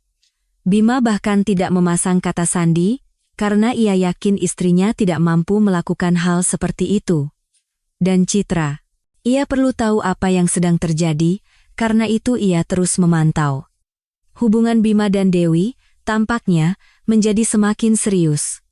Gadis itu tinggal di apartemen yang disewa oleh kekasihnya. Bima menghujaninya dengan pujian dan memberinya hadiah-hadiah mahal, perhiasan, ponsel, pakaian dari butik-butik bermerek. Dewi tidak kekurangan apapun. Mereka juga sering bepergian berdua, lebih memilih laut yang hangat, pantai berpasir putih, dan alam eksotis. Citra sering dengan penasaran melihat foto-foto dari perjalanan dinas seperti itu. Dengan Dewi ini, Bima menghabiskan banyak waktu. Sementara dengan keluarganya, ia hanya berlibur beberapa kali, itu pun dengan wajah seolah-olah sedang menjalani hukuman berat. Yang paling mengkhawatirkan adalah Dewi menuntut, ya, benar-benar menuntut, tindakan tegas dari Bima. Ia tidak lagi puas dengan peran sebagai wanita simpanan. Gadis itu menginginkan lebih, menjadi istri seorang pria kaya. Ia tidak ingin bersembunyi, berbagi kekasihnya dengan orang lain, dan Citra. Anehnya Citra bisa memahami wanita cantik yang tidak dikenalnya ini. Mungkin di posisinya, ia akan menginginkan hal yang sama. Dan Bima, dalam pesannya kepada Dewi, semakin sering berjanji bahwa ia akan segera mengubah segalanya. Apa yang akan berubah? Bagaimana? Kapan? Janji-janji suaminya sangat menakutkan Citra, karena itu tidak menjanjikan sesuatu yang baik. Tentu saja, hidup dengan mengetahui bahwa suamimu punya wanita simpanan itu berat. Dan situasi ini tidak normal dalam segala hal dan dari semua sisi. Seharusnya tidak seperti ini. Tapi, apa? Menuntut cerai sekarang juga? Citra belum siap. Ia tidak akan bisa memberikan kehidupan yang baik dan tenang bagi anak-anaknya. Ia tidak akan bisa mengatasinya sendiri. Karena pikiran-pikiran yang mengganggu, Citra hampir tidak bisa tidur. Ia menjadi kurus, wajahnya tirus, dan muncul lingkaran hitam di bawah matanya. Tentu saja, hal ini tidak luput dari perhatian Ibu Ratih, yang masih menghabiskan banyak waktu untuk cucu-cucunya. Ibu mertuanya menatap menantunya dengan pandangan cemas dari ujung kepala hingga ujung kaki. Belakangan ini kamu semakin kurus saja. Apa kamu baik-baik saja? Hanya lelah. Kalau begitu, biar anak-anak menginap di rumahku. Kamu bisa istirahat, tidur nyenyak. Tidak, Citra ketakutan. Merawat anak-anak setidaknya bisa mengalihkannya dari pikiran-pikiran berat. Jika anak-anak pergi ke rumah ibu mertuanya, Citra akan sendirian dengan pikiran-pikiran yang melelahkan ini. Tidak, jangan. Terserah kamu. Ibu Ratih mengangkat bahu. Tapi kalau ada apa-apa, kamu tahu kamu bisa meneleponku kapan saja, dan dengan masalah apapun. Citra mengangguk. Ya, ibu mertuanya selalu menawarkan bantuannya. Ibu Ratih sepertinya benar-benar mencintai cucu-cucunya dan bersikap baik padanya, pada Citra. Tapi ia tetaplah Ibu Bima, yang berarti secara a priori ia akan selalu berada di pihaknya. Menarik, apakah ibu mertuanya tahu tentang wanita simpanan putranya? Citra tidak punya rencana apa-apa. Ia hanya hidup. Merawat anak-anak, membersihkan rumah, memasak makanan favorit suaminya untuk makan malam. Benar, Bima semakin sering menolak makanan rumahan. Tentu saja, ia kan hampir setiap malam bertemu dengan dewinya itu, makan malam di restoran-restoran mahal. Saat pulang, ia tidak lapar. Citra merasa terhina, tersinggung, tetapi terus memainkan perannya. Ia harus bertahan sedikit lagi. Kalau saja ia belajar lebih awal, mengumpulkan pengalaman, maka ia bisa memberikan lebih banyak untuk putri-putrinya. Tetapi pikiran-pikiran jernih ini baru datang pada Citra sekarang. Dulu, ia begitu ingin cepat-cepat menjadi ibu. Beberapa bulan lagi berlalu. Dan suatu hari, setelah kembali dari perjalanan dinas Oceritnaya, Bima mengumumkan kepada istrinya bahwa mereka perlu bicara serius. Hati Citra mencelos. Ia sangat mengerti bahwa percakapan ini tidak akan membawa kabar baik. Citra, kamu pasti sadar. Bima, untuk pertama kalinya setelah sekian lama, menatap mata istrinya. Kita seperti orang asing. Tentu saja aku sadar. Wanita itu mengangguk, tapi anak-anak kita kan masih kecil. Aku harus mencurahkan banyak waktu untuk mereka. Sebentar lagi mereka akan besar. Dan, bukan itu masalahnya, Bima menggelengkan kepala. Kadang-kadang memang begitu. Kita terlalu terburu-buru dengan pernikahan ini, terbawa oleh perasaan yang meluap-luap. Tapi itu masa muda, hormon, emosi. Sekarang aku melihat dengan jelas bahwa kita tidak cocok satu sama lain. Dan anak-anak kita, apa mereka juga kesalahan masa muda? Tentu saja tidak, pria itu tersenyum. Aku mencintai putri-putri kita dan akan selalu ada di samping mereka seumur hidup. Jangan khawatir, aku akan mendukung mereka, mengunjungi mereka. Aku tidak mengerti apa yang ingin kamu katakan. Aku punya wanita lain, Bima menyatakan dengan lugas. Kami sudah bersama cukup lama, hubungan kami sudah teruji oleh waktu, dan kami sadar kami tidak bisa lagi bersembunyi seperti ini, hidup di tempat yang berbeda. Kami ingin meresmikan hubungan kami. Tentu saja, pertama-tama aku butuh perceraian. Citra sudah lama tahu tentang perselingkuhan suaminya, tetapi kata-kata itu tetap terasa seperti pukulan di ulu hati. Wanita itu kesulitan bernapas, kepalanya berdengung. Tolong jangan histeris, lanjut Bima. Dengan begitu kamu tidak akan mendapatkan apa-apa, semuanya sudah diputuskan. Bima pergi. Ia mengatakan bahwa untuk sementara ia akan tinggal dengan Dewi di apartemen sewaan, dan Citra. Ia harus mulai membereskan barang-barangnya, karena Bima akan pindah ke apartemen ini dengan istri barunya. Anak-anak bisa datang ke sini kapanpun mereka mau, kata pria itu dengan sikap seorang dermawan. Dan aku tidak akan terburu-buru. Kamu punya waktu sebanyak yang kamu butuhkan. Seminggu, sebulan, 1,5 bulan. Aku mengerti kamu sekarang terkejut, kamu butuh waktu untuk menenangkan diri. Kemana? Kemana aku harus pergi dengan anak-anak? Citra menatap suaminya dengan bingung. Banyak pilihan, Bima mengangkat bahu. Mau kembali ke orang tuamu? Silakan. Mau menyewa sesuatu? Juga bisa. Baginya, semuanya mudah dan sederhana. Seolah-olah ia lupa bagaimana ia nyaris tidak bisa menahan air mata dan amarah ketika Citra menceritakan tentang kehidupannya dengan ayahnya. Apakah ia tidak peduli dalam kondisi apa anak-anaknya akan hidup? Apakah keinginan untuk bersama wanita simpanannya begitu membutakan akal sehatnya? Bima pergi. Citra pertama-tama menangis selama sekitar 1 jam. Ia membutuhkannya. Bersama air mata, ketakutan dan emosi keluar. Dan kemudian ia memikirkan orang tua Bima. Ibu Ratih. Ya. Citra tidak pernah memiliki hubungan yang akrab dengannya, tetapi ibu mertuanya, ia jelas bersimpati pada menantunya dan sangat menyayangi cucu-cucunya.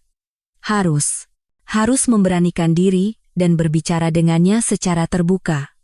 Pasti wanita dewasa yang bijaksana itu akan menawarkan jalan keluar dari situasi sulit ini. Ia jelas tidak acuh tak acuh pada nasib cucu-cucunya, Citra tahu itu. Dan suatu hari, Citra memberanikan diri. Ada alasan yang pas juga. Ia diundang wawancara di sebuah perusahaan yang sepertinya menjanjikan gaji yang lumayan untuk pemula. Pekerjaan yang ditawarkan adalah pekerjaan jarak jauh, jadi Citra tidak hanya bisa menghasilkan uang, tetapi juga tetap bersama anak-anak, tetapi wawancara dilakukan secara tatap muka. Citra membutuhkan bantuan ibu mertuanya. Seseorang harus menjaga anak-anak selagi ia pergi. Ibu Ratih dengan senang hati setuju untuk membantu. Citra tidak ragu akan hal itu, ibu mertuanya tidak pernah melewatkan kesempatan untuk bermain dengan cucu-cucu kesayangannya. Nenek, seperti biasa, datang dengan membawa hadiah. Anak-anak asyik dengan mainan baru, dan Citra menawarkan Ibu Ratih untuk minum kopi. Sekarang ia akan menceritakan segalanya. Jantung wanita itu berdebar kencang seperti burung yang terperangkap. Karena gugup, telapak tangannya berkeringat. Bagaimana reaksi ibu mertuanya terhadap berita tentang putranya? Mungkin ia malah akan menyalahkan Citra. Orang tua kan selalu membela anak-anak mereka, apapun yang mereka lakukan. Ibu Ratih mendengarkan Citra dengan saksama, tanpa menyela. Wanita itu tampak sangat tenang saat itu, tetapi emosinya terlihat dari jari-jarinya yang terus-menerus meremas serbet. Tentu saja, Ibu Ratih terkejut. Sejujurnya, Ibu sudah tahu Bima punya wanita simpanan, katanya setelah Citra selesai. Lebih dari itu, Ibu tahu akan begini jadinya. Itulah sebabnya Ibu bilang padanya kalian terlalu terburu-buru dengan pernikahan ini, mencoba mencegahnya. Karena Ibu tahu bagaimana akhirnya.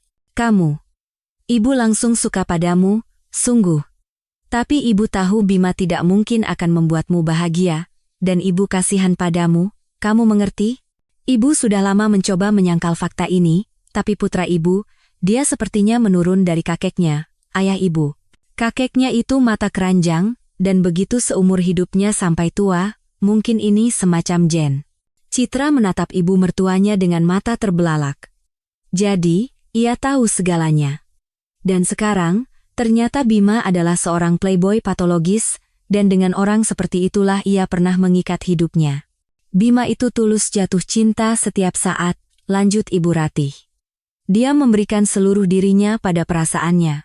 Dan kemudian, itu terjadi lagi. Dan objek cinta sebelumnya dikesampingkan. Dan begitu terus-menerus. Ibu sudah mengamati ini berkali-kali. Denganmu, pada satu titik, Ibu pikir kamu telah mengubahnya, dan sekarang semuanya akan baik-baik saja. Ibu bahkan mulai bermimpi bahwa putra Ibu akan menjadi kepala keluarga yang teladan. Tapi sifatnya mengambil alih. Dia kembali ke kebiasaan lamanya. Jadi ini bukan salahku? Tanya Citra. Ia sudah sempat menyalahkan dirinya sendiri atas apa yang terjadi di keluarganya. Mungkin ia seharusnya lebih merawat diri, atau lebih memperhatikan suaminya daripada fokus pada anak-anak. Pikiran-pikiran ini terus menghantui Citra. Dan sekarang ternyata semuanya karena gen-gen istimewa Bima. Tentu saja bukan salahmu, Ibu Ratih menggelengkan kepala. Kamu luar biasa. Kekasih barunya itu akan mengalami kekecewaan yang sama, Ibu yakin 100%.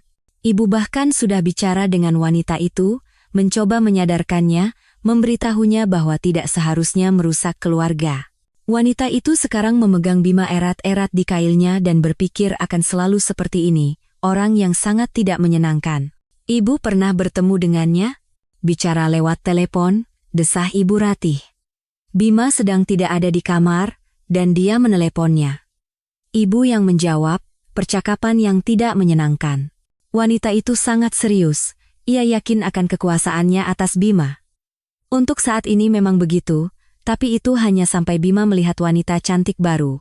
Dan kemudian kekasihnya yang sekarang akan mengalami kekecewaan pahit. Citra melirik jam. Ia harus bergegas, kalau tidak ia akan terlambat untuk wawancara. Ia bisa berbicara dengan ibu mertuanya nanti, setelah kembali.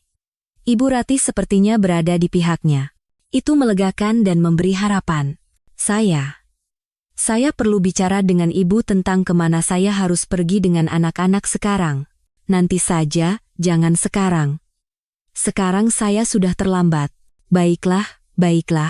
Pergilah dan jangan khawatir tentang apapun. Apartemen ini atas nama ibu, bukan Bima, jadi kita bicara nanti. Ibu Ratih tersenyum gembira. Citra merasa ia sangat mengerti apa yang dimaksud ibu mertuanya. Tetapi sekarang, wanita itu harus bergegas. Dalam perjalanan ke area parkir, Citra tiba-tiba teringat bahwa ia lupa membawa map berisi dokumennya di meja di lorong. Tanpa KTP dan ijazah, ia tidak akan diizinkan mengikuti wawancara. Waktunya sudah mepet, dan sekarang ini lagi. Citra melesat naik ke lantainya, membuka pintu dengan kunci, dan menyelinap ke koridor. Anak-anak sedang bermain di kamar anak-anak dengan mainan baru mereka. Ibu Ratih bersama mereka. Ia sedang berbicara di telepon. Anak-anak berisik dan tertawa keras, jadi Citra hanya mendengar sepotong kalimat ibu mertuanya, tetapi itu sudah cukup untuk membuatnya lupa sejenak tentang wawancara. Dia salah besar, Ibu Ratih berbicara dengan seseorang dengan nada kesal. Citra terpana. Apakah ibu mertuanya sedang membicarakannya? Tentang Citra? Ya, tentu saja. Dia pikir dia sudah enak, bisa tidak bekerja dan hidup sesukanya di apartemen yang luas ini. Tidak akan kubiarkan. Ibu mertuanya masih mengatakan sesuatu, tetapi kata-katanya tidak terdengar karena teriakan ceria anak-anak. Maya dan Nila sedang bermain sangat heboh, seperti dua monyet kecil. Tetapi Citra sudah mendengar cukup. Itulah sebabnya ia sekarang duduk di dalam mobil, menangis. Tentu saja, ia tidak bisa pergi wawancara dalam keadaan seperti ini. Wanita itu menelepon dan menjadwal ulang pertemuan untuk hari lain. Bagaimana bisa? Ibu Ratih sepertinya telah memberi isyarat kepada Citra bahwa ia berada di pihaknya. Bahkan apartemen itu miliknya, bukan Bima. Citra yakin itu berarti satu hal. Ibu mertuanya tidak akan membiarkan Bima dan Dewi tinggal di rumahnya. Di apartemen itu akan tinggal cucu-cucu kesayangannya, bukan kekasih baru putranya. Dan sekarang ternyata Ibu Ratih telah menipunya. Atau Citra salah paham? Ibu mertuanya tidak pernah berbicara kasar tentang menantunya, setidaknya di hadapannya. Dan dalam percakapan telepon itu, ia menceritakan tentang Citra kepada seseorang dengan nada marah. Di sisi lain, ia kan tidak tahu bahwa Citra mendengarkan monolognya. Ia ingin menjelaskan kepada ibu mertuanya bahwa ia bukan penyusup dan bukan benalu, bukan orang materialistis yang ingin hidup enak dengan mengorbankan kerabat kaya dari mantan suaminya. Di mata Ibu Ratih, menantunya adalah wanita licik yang menggunakan anak-anak sebagai alat untuk mendapatkan uang dengan mudah, tapi itu tidak benar. Citra sangat berharap bisa menyampaikan hal ini kepada Ibu Ratih. Wanita itu sendiri tidak mengerti mengapa, tetapi ia tidak ingin Ibu Bima berpikir buruk tentangnya. Dan kemudian sepertinya ia harus membawa anak-anak dan pergi ke rumah orang tuanya, karena tidak ada jalan keluar lain. Citra akan berusaha secepat mungkin keluar dari sana dan membawa anak-anaknya. Mencari pekerjaan, menyewa apartemen. Ia sangat berharap bahwa beberapa bulan hidup dengan kakek pemabuk tidak akan terlalu mempengaruhi psikis putri-putrinya. Kamu sudah kembali? Ibu Ratih menatap menantunya dengan heran. Kukira kamu akan pergi setidaknya beberapa jam. Saya menunda wawancaranya. Kenapa? Karena sekarang saya punya urusan yang lebih serius. Saya mendengar semuanya. Saya mendengar bagaimana ibu berbicara dengan seseorang tentang saya, bahwa saya tidak akan mendapatkan apartemen ini dan ibu tidak akan pernah mengizinkan saya tinggal di sini. Ibu Ratih berkedip bingung. Ia berpura-pura tidak mengerti apa-apa. Tentu saja, dengan pernyataan langsungnya, Citra telah mengejutkan ibu mertuanya. Mungkin ia takut menantunya sekarang akan melarangnya bertemu dengan cucu-cucu kesayangannya. Itulah sebabnya ia khawatir. Saya butuh kebenaran sekarang, lanjut Citra. Saya harus tahu apa yang menanti saya, apa yang harus saya persiapkan. Jadi, tolong katakan semuanya apa adanya. Berapa banyak waktu yang kami punya untuk membereskan barang-barang dan meninggalkan tempat ini? Ibu Ratih tidak langsung menjawab. Sepertinya ia sedang memikirkan sesuatu. Akhirnya, wajahnya bersinar dengan senyuman, tulus dan hangat. Aku mengerti sekarang, Ibu Ratih menggelengkan kepala. Kamu mendengar bagian dari percakapanku dan mengira aku sedang membicarakanmu. Tapi aku sedang berbicara dengan Bima. Dengan Bima? Citra terkejut. Ia sama sekali tidak mengerti. Dan aku akan ada di sampingmu. Citra nyaris tidak bisa menahan air matanya. Di depan masih banyak urusan dan perubahan, tapi yang terpenting, ia tidak sendirian. Dengan dukungan seperti ini, Citra akan bisa mengatasi segalanya.